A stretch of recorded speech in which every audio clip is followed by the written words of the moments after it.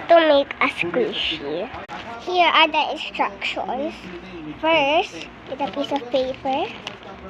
And then, draw the outline of what you want to draw. Make sure to put a back and front.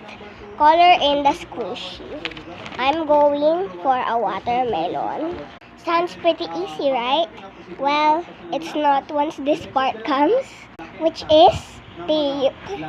Okay, I'm going to add one on both of my sides. Alright, got tape on your squishies. Now, you should cut them. Make sure they are perfectly shaped. It's okay if you make a mistake. Maybe if you're not a glue user, you need some tape for this one again. Stuffing. Oh, why is it stuck? Actually, need to put the pieces together. Glue the pieces together. Leave some space and put the stuffing in.